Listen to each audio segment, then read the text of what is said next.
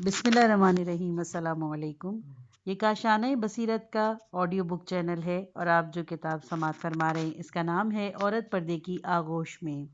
इसके मौलिफ हैं उस्ताद शहीद मुर्तज़ा मुताहरी और इसका तर्जुमा किया है सैयद मोहम्मद मूसा रिजवी ने। आइए सुनते हैं इसका पार्ट नंबर 8 सफ़ा नंबर 118।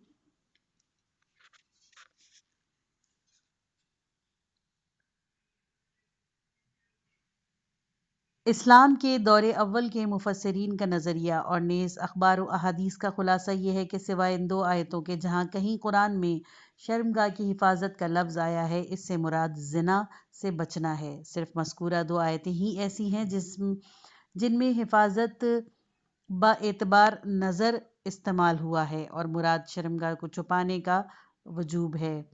ज़माने जाहिलियत में अरब माशरे में शर्मगाह को छुपाए रखने या सतर औरत का रिवाज नहीं था। इस्लाम ने इसे वाजिब करार दिया। इस दौर जदीद में भी बाज़ मुतमद्दिन मगरबी ममालिक कशफ औरत या नंगेपन की तायीद व तौशीक करते हैं। इस एतबार से दुनिया को फिर दौर जहलियत में दाखिल किया जा रहा है। रसल ने अपनी किताब मौसूमा तरबियत के बाब में के अंदर जिस चीज़ को गैर मनकी रविश करार दिया है वो यही शर्मगाह को छुपाए जाने का मसला है। वो कहता है कि आखिर माँ बाप को ये इसरार क्यों है कि वो अपनी शर्मगाह को अपने बच्चों से छुपाए रखें। ये इसरार बच्चे की हिस्स जुस्तजू को उभारता है। अगर वालिदैन अपनी शर्मगाहों को बच्चों से पोशीदा रखने की कोशिश न करें तो इस तरह का झूठा तजस्सुस वजूद पजीर ही नहीं होगा। वालिदैन को चाहिए कि वो अपनी शर्मगाहें अपने बच्चों को दिखाएं ताकि कोई बात ढकी छुपी ना रहे और बच्चे पहले ही से हर शय से आगाही हासिल कर लें। रसल शर्मगाह को छुपाने के मसले को टैबू यानी जबरी इखलाक समझता है, जो माशरती उलूम की मौज़ूआत में से एक मौजू है और ये जंगली कबाइल में पाई जाने वाली इन पाबंदियों से इबारत है जो ख़तरनाक और गैर मंतकी हुआ करती हैं। रसल जैसे अफराद के नज़रिए के मुताबिक आज की मद्दिन दुनिया में रिवाज पाने वाले तमाम इखलाकी उसूलों पर पूरे तौर पर ताबू के ज़ेरे नगी हैं। ये अजीब बात है कि इंसानी तमद्दुन के नाम से फिर वहशी कबाइल के दौर में वापस जाना पहुंचाना चाहता है। कुरान करीम में अल जाहिलतुल औला का जुमला वारिद हुआ है। शायद इसमें यही बात बतानी मकसूद हो कि कदीम जाहिलियत में पहले जाहिलियत थी। बाज़ रिवायत में ऐसे सतकूनो जाहिलियत आखिरा आया है। गोया आयत का मफहूम यह है कि जल्द ही एक दूसरी जाहिलियत वजूद पजीर होगी। कुरान सतर औरत को हुक्म के बाद फरमाता है ज़ालिका अज़का लहुम, यानी ये उनके लिए ज़्यादा बेहतर है। शर्मगाह का छुपाना एक तरह से रूह की पाकीज़गी है और इससे बेहतर है कि इंसान हमेशा पस्त आज़ा के मुतालिक ही सोचता रहे। इस जुमले के साथ कुरान चाहता है कि इस अमल के फ़लसफ़े और मंतक को बयान करे और कदीम व जदीद जाहिलियत के जवाब दे कि वो इन पाबंदी और ममानियत को गैर मंतकी और टैबू ना कहें बल्कि इनकी तासीर और मंतक पर तवज्जो दें। इसके बाद इरशाद होता है इन्नल्लाह खबीर बिमा यस्नऊन, खुदावंद आलम उनके हर अमल से बाखबर है। सूरह नूर की आयत नंबर 31 की तशरीहात बाद की आयत में इरशाद होता है वकुल लिल मुमिनात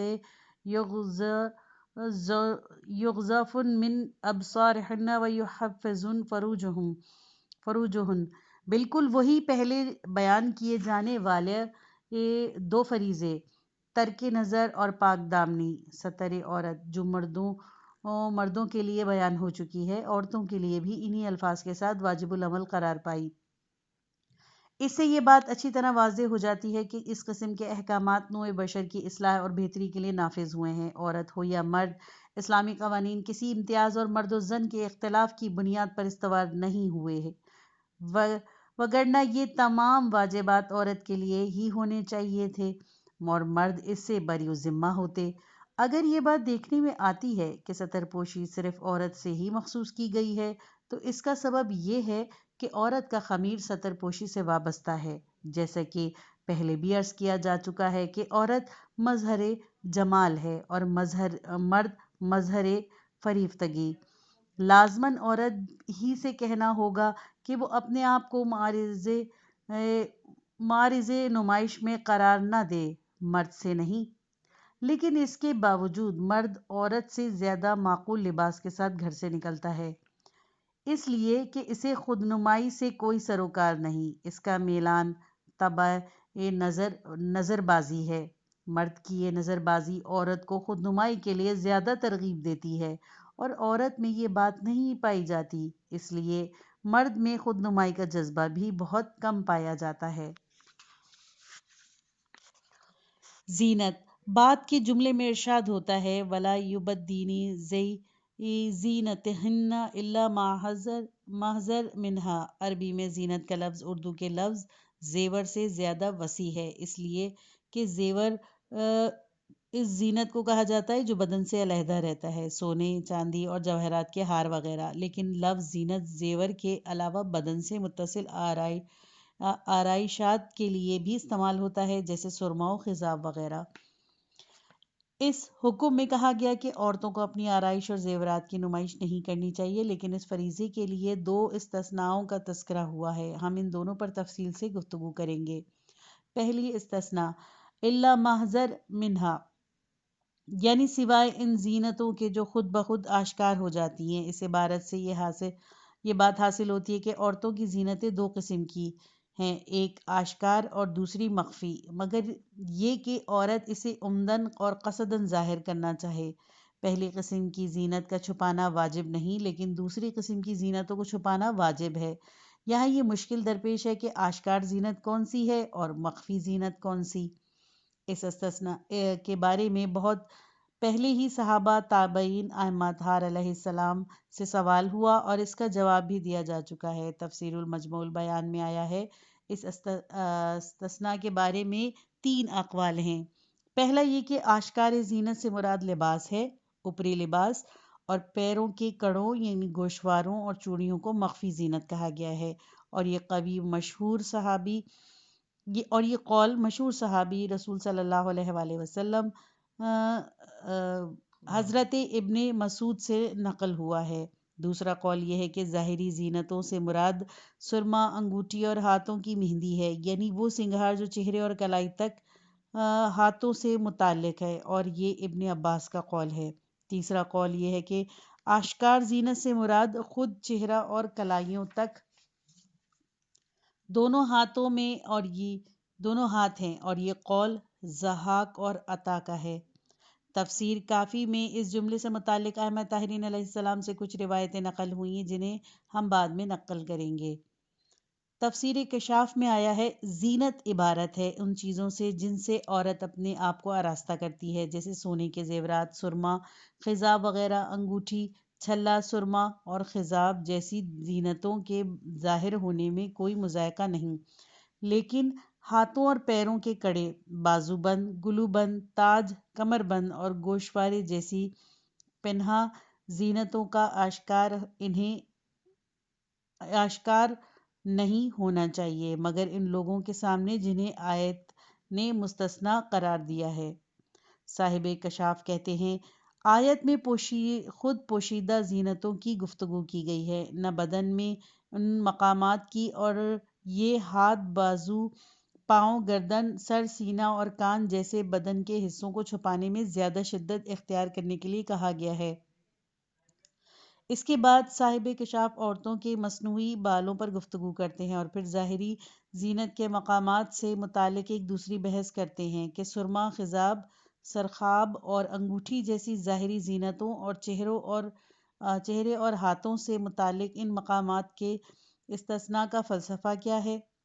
پھر وہ اس کا فلسفہ بیان کرتے ہوئے کہتے ہیں اس کا فلسفہ یہ ہے کہ عورت کے لیے ان کا چھپانا بہت دشوار ہے، اس کے لیے اور کوئی چارہ نہیں کہ وہ اپنے دونوں ہاتھوں سے اشیاء کو اٹھائے اور اپنا چہرہ کھلا رکھے، خاص طور پر جہاں اسے مقدمات میں گواہی دینی ہو یا شادی بیاہ کے موقع پر اسے گلی کوچوں میں رستہ طے کرنا ہو اور چلتے ہوئے خواہ مخواہ اس کے پیر دکھائی دیتے ہوں۔ خاص طور پر ان غریب عورتوں کے پاؤں اور پنڈلیاں نہیں چھپ سکتے کہ جن کے پاس موزے اور کبھی کبھی جوتے بھی نہیں ہوتے۔ یہ ہے علی ما ظہر منہا کا مفہوم، اور حقیقتاً اس کے معنی یہ ہیں مگر وہ جو عادتاً اور طبعاً ظاہر ہو جاتے ہیں۔ اس کے بعد صاحب کشاف دوسرے استثناء یعنی محارم کے فلسفے کے طرف آتے ہیں، اور پھر ان آیاتوں کے نزول سے قبل عورتوں کی کیفیت کو نقل کرتے ہیں کہ ان کے گریبان کشادہ اور کھلے ہوتے تھے، ان کی گردن، سینے اور اطراف کا حصہ صاف دکھائی دیتا تھا، ان کی اوڑھنی کا انداز بھی اس طرح کا ہوتا کہ اس سے گردن اور سینہ نہیں چھپتا تھا۔ فخر الدین رازی تفسیر کبیر میں اس بحث کے بعد کہ کیا زینت صرف مصنوعی زیبائش کو کہا جاتا ہے یا فطری زیبائش بھی اس میں شامل ہے، خود ہی دوسری رائے کو ترجیح دیتے ہوئے کہتے ہیں، قفال کی طرح فطری زیبائی مراد لینے والوں کا خیال ہے کہ آشکار زینت سے مراد عورتوں میں چہرہ اور کلائی تک دونوں ہاتھ اور مردوں میں چہرہ، دونوں ہاتھ اور دونوں پیر ہیں۔ قفال کے خیال کے مطابق چونکہ ضرورت معاشرت اس بات کی متقاضی ہے کہ چہرہ اور کلائی تک دونوں ہاتھ کھلے رکھیں، اور شریعت اسلام کی ایک سہل اور ایک آسان شریعت ہے، اسی لیے چہرہ اور کلائی تک دونوں ہاتھوں کا چھپانا واجب قرار نہیں دیا گیا۔ لیکن وہ لوگ جنہوں نے زینت کو مصنوعی امور پر معمول کیا، ان کا خیال ہے کہ ظاہرہ زینت سے مراد چہرہ اور ہاتھوں سے متعلق سنگھار اور سجاوٹ ہے، اور اس استثناء کے سبب یہ ہے کہ ان کا چھپانا عورت کے لیے دشوار امر ہے، اس کو کسی شے کو اٹھانے کے لیے ہاتھوں کا استعمال کرنا ہی پڑتا ہے، اور گواہی مقدمات اور شادی کے مواقع پر بھی اس کے لیے اس کو چہرہ کھولنا ناگزیر ہے۔ اس اسنا کے بارے میں ائمہ طاہرین علیہ السلام بہت زیادہ پوچھا گیا، اور انہوں نے اس کا جواب بھی دیا، چنانچہ ہم کتب حدیث سے چند روایتیں پیش کرتے ہیں۔ غالباً تفسیر صافی میں بھی ان دونوں کی روایتوں کو نقل کیا گیا ہے، اور ان میں بظاہر کوئی اختلاف نہیں پایا جاتا۔ یعنی امام جعفر صادق علیہ السلام سے پوچھا گیا کہ وہ آشکار زینت جس کا عورت کے لیے چھپانا واجب نہیں کیا، آپ نے فرمایا وہ سرما اور انگوٹھی ہے۔ ریفرنس نمبر 1 کافی جلد 5 صفحہ نمبر 521 اور وسائل جلد 3 صفحہ نمبر 25۔ امام باقر علیہ السلام نے فرمایا ظاہراً زینت لباس، سرما، انگوٹھی، مہندی اور چوڑیوں سے عبارت ہے۔ اس کے بعد آپ نے فرمایا زینت 3 قسم کی ہیں، ایک تمام لوگوں کے لیے ہے اور وہ یہی ہے جسے ابھی ہم کہہ چکے ہیں، دوسری محرموں کے لیے ہے اور وہ گلو بند سے اوپر، بازو بند اور پازیب سے نیچے کی جگہ ہے، تیسری زینت کا تعلق شوہر سے ہے اور وہ عورت کا پورا بدن ہے۔ ریفرنس نمبر 2 تفسیر صافی سورہ نور آیت 31 کے ذیل میں نقل از تفسیر علی بن ابراہیم قمی۔ نمبر 3 ابو بصیر کہتے ہیں کہ میں نے امام جعفر صادق علیہ السلام سے الا ما ظاہر کی تفسیر پوچھی تو آپ نے فرمایا وہ انگوٹھی اور کنگن سے عبارت ہے۔ ریفرنس نمبر 1 کافی جلد 5 صفحہ 512 اور وسائل جلد 2 صفحہ 25۔ راوی جس کا تعلق شیعہ فرقے سے ہے کہتا ہے کہ میں نے امام جعفر صادق علیہ السلام سے پوچھا کہ مرد محرم نہ ہونے کی صورت میں عورت کے جسم کے کس حصے کو دیکھ سکتا ہے؟ آپ نے فرمایا چہرہ، ہتھیلیاں اور دونوں پیر۔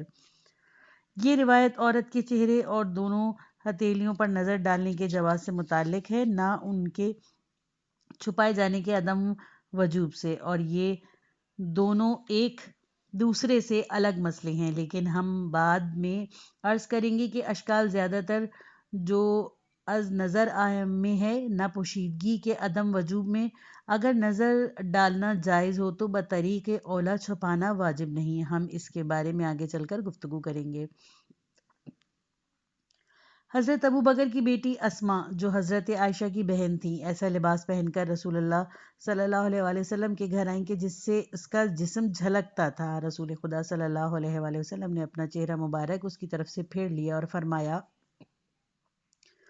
یعنی اے اسما، عورت جوان ہو جائے تو اس کے لیے یہ جائز نہیں کہ اس کے بدن کا کوئی حصہ دکھائی دے مگر یہ کہہ کے آپ نے اپنے چہرے اور کلائی سے نیچے دونوں ہاتھوں کی طرف اشارہ کیا۔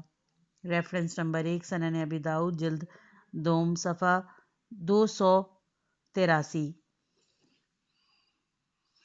یہ روایت ابن عباس، ضحاک اور عطا کے نظریے سے منطبق ہیں۔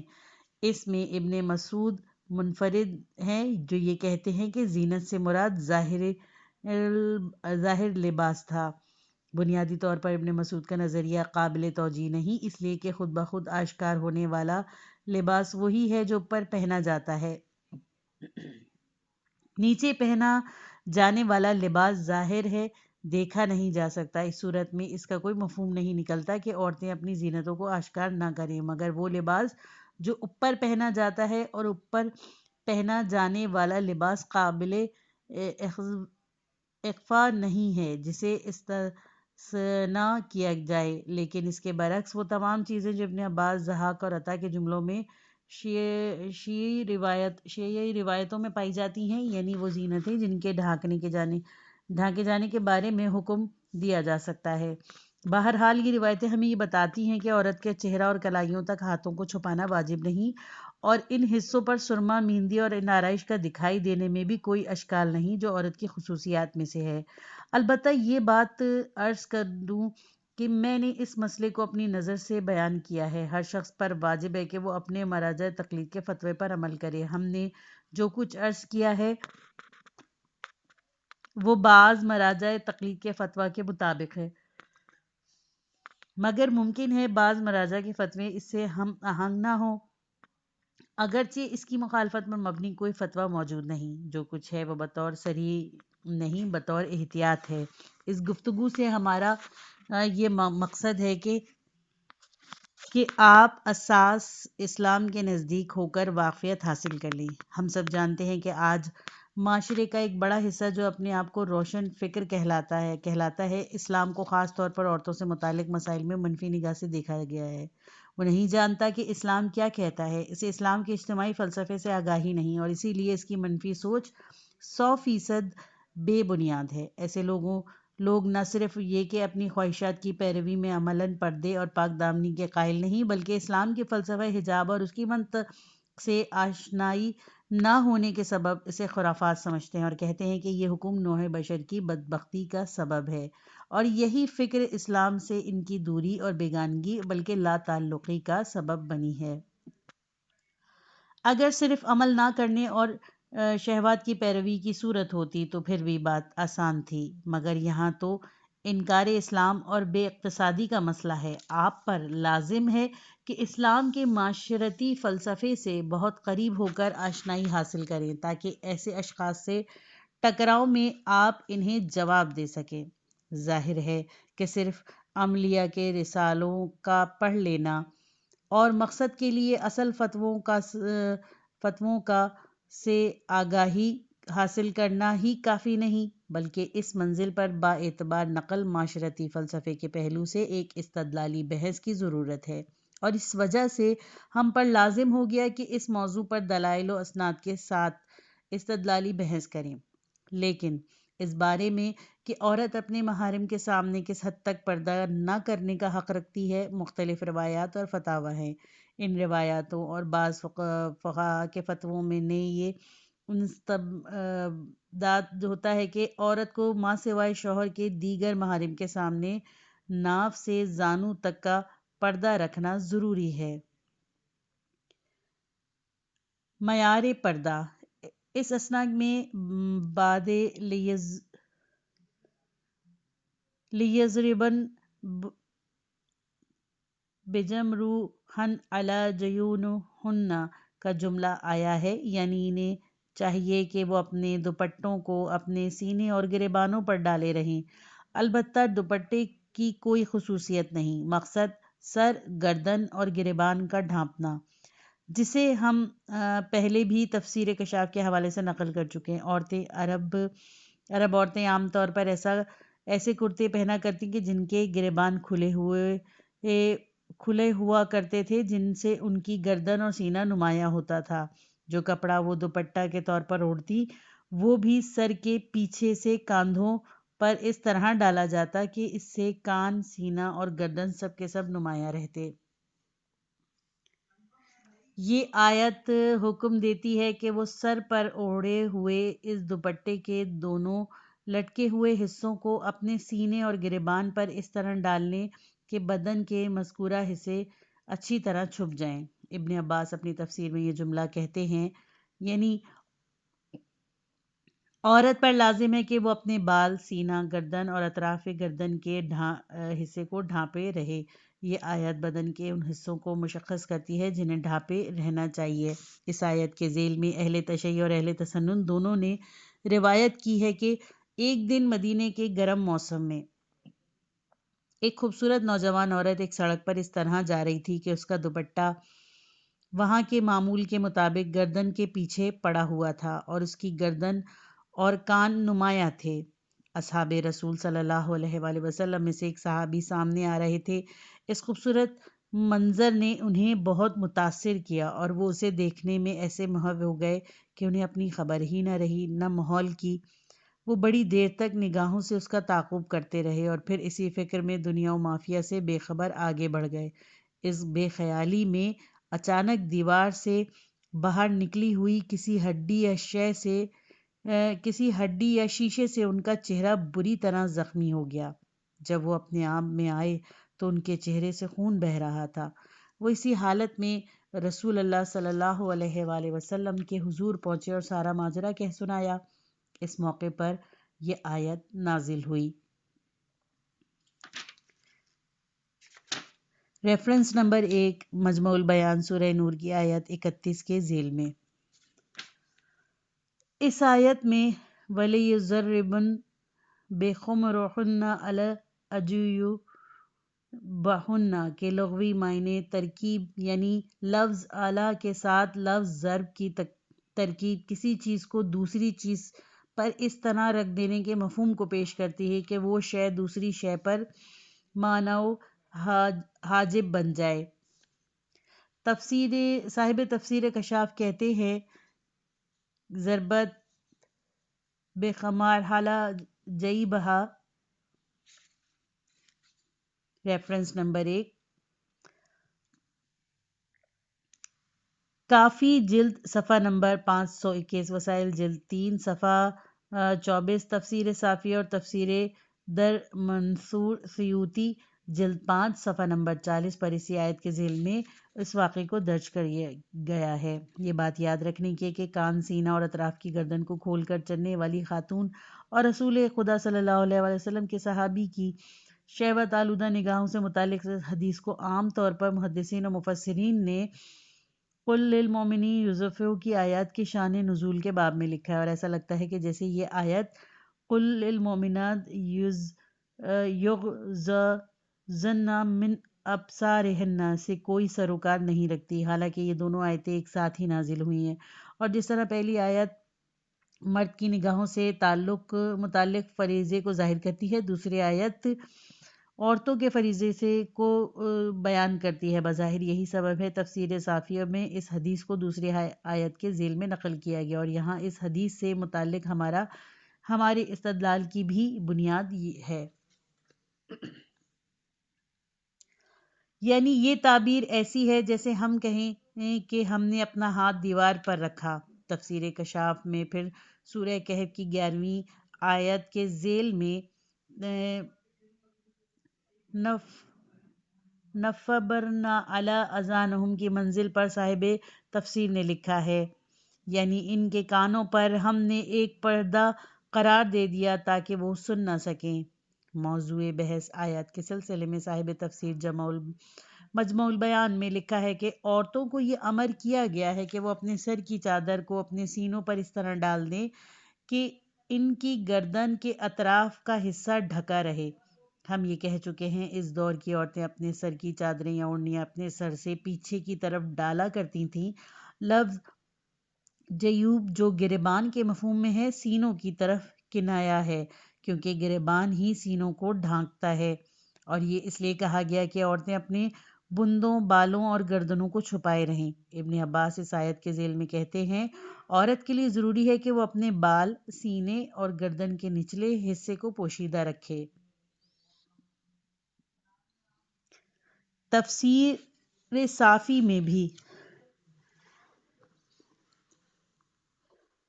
وَلِيُضْرِبْنَ بِخُمُرِهِنَّ عَلَىٰ جُيُوبِهِنَّ کے جملے کے بعد لکھا ہے اسی لیے کہ گردنیں پوشیدہ رہیں۔ بہرحال مراد یہ ہے کہ آیت بڑی وضاحت کے ساتھ عورت کے پردے کے واجبی حدود کو ظاہر کرتی ہے۔ سنی اور خاص طور پر شیعہ تفاسیر اور روایت مکمل طور پر موضوع کو واضح کرتی ہے اور آیت کے مفہوم میں کوئی اشکال باقی نہیں رہتا۔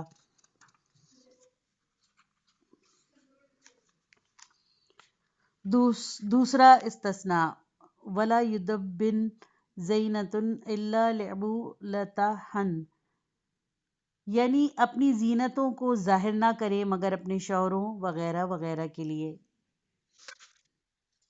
پہلے استثناء نے زینت کے اس مقدار کو معین کیا جس کا عام افراد پر نمایاں ہونا جائز ہے، لیکن دوسرے استثناء میں چند معین افراد کے لیے نام لیے گئے جن پر زینتوں کا ظاہر کرنا جائز ہے۔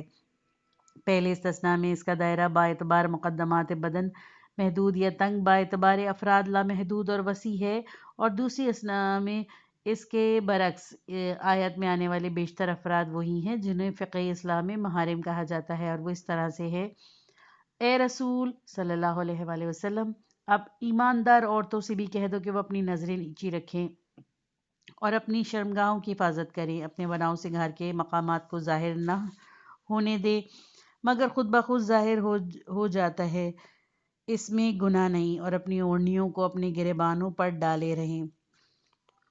اپنے شوہروں، اپنے باپ داداؤں، اپنے شوہروں کے باپ داداؤں، اپنے بیٹوں یا اپنے شوہر کے بیٹوں، اور اپنے بھائیوں اور اپنے بھتیجوں اور اپنے بھانجوں، اور اپنی عورتوں یا لونڈیوں، اور اپنے گھر کے وہ نوکر جو بہت بوڑھے ہونے کی وجہ سے عورتوں سے کوئی مطلب نہیں رکھتے، یا وہ کمسن لڑکے جو عورتوں کے راز کی باتوں سے آگاہ نہیں ہیں، ان کے سوا اپنا بناؤ سنگھار کسی پر ظاہر نہ ہونے دیا کریں۔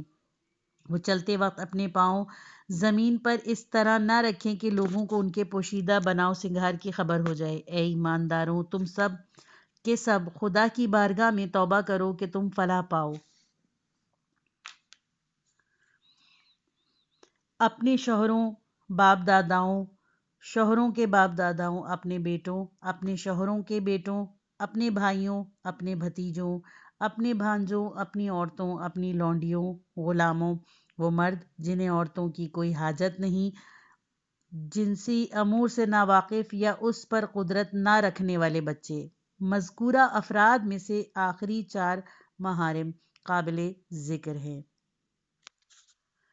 الف اپنی عورتیں، نسائہن۔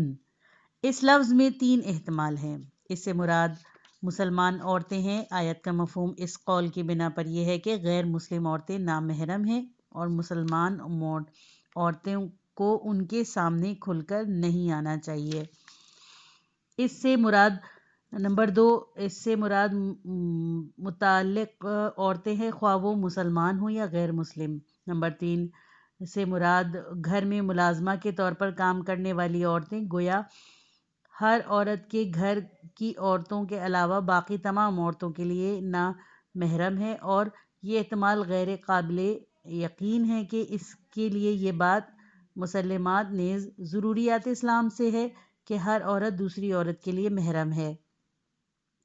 دوسرا احتمال میں ضعیف ہے کہ اس احتمال میں ضمیر کی طرف نساء کے اضافے کے لیے کوئی نقطہ موجود نہیں ہے، لیکن پہلے احتمال کے مطابق اس میں اضافے میں نقطہ یہ ہے کہ کافر عورتیں غیر اور بیگانہ ہیں اور وہ ان میں سے نہیں ہیں۔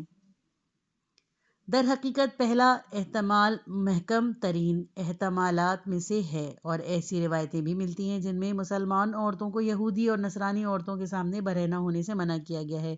ان روایات میں اسناد ہوا ہے کہ ممکن ہے کہ غیر مسلم عورتیں مسلمان عورتوں کے حسن اپنے شوہروں یا بھائیوں سے اس کا تذکرہ کریں۔